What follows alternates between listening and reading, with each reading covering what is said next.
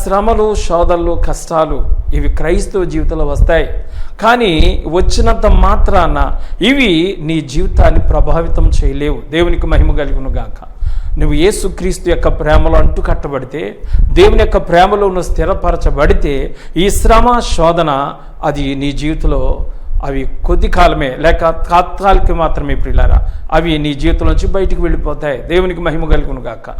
అవి తాత్కాలికమైనవి మాత్రమే అని దేవుని పేరట మీకు మనం చేస్తున్నాను.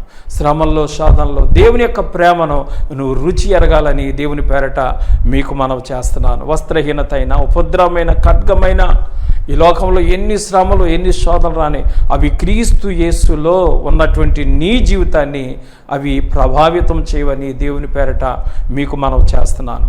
భక్తుడు అంటున్నాడు, నిన్ను బట్టి దినమెల్లా మేము వధింపబడిన వారము, వధకు సిద్ధమైన గొర్రెలమని మేము ఎంచబడిన వారు.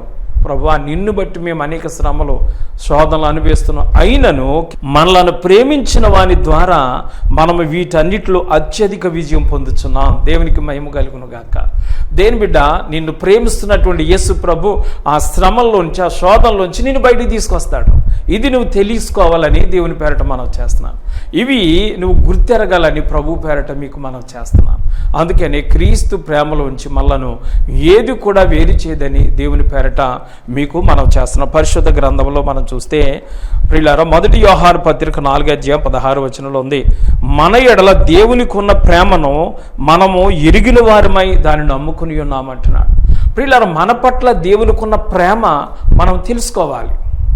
మన పట్ల దేవునికి ఉన్న ప్రేమ గనక మనకు తెలిస్తే నువ్వు ఏ విషయంలో కూడా భయం చెందవు, ఆందోళన చెందవు. ప్రియులారా, శ్రమలు, శోధనలు, కష్టాలు ఇవి ఎన్ని వచ్చినప్పుడు కూడా దేవుని యొక్క ప్రేమ నువ్వు తెలుసుకున్నట్లయితే, దేవుడు నిన్ను ఎంతగా ప్రేమిస్తున్నాడో, దేవుడు నీ ఎడల ఎంత ప్రేమ కలిగి ఉన్నాడో అది నువ్వు తెలుసుకుంటే, దేని బిడ్డ, ఈ యొక్క శ్రమలుగా అనిపించవని దేవుని పేరట మీకు మనం చేస్తాం.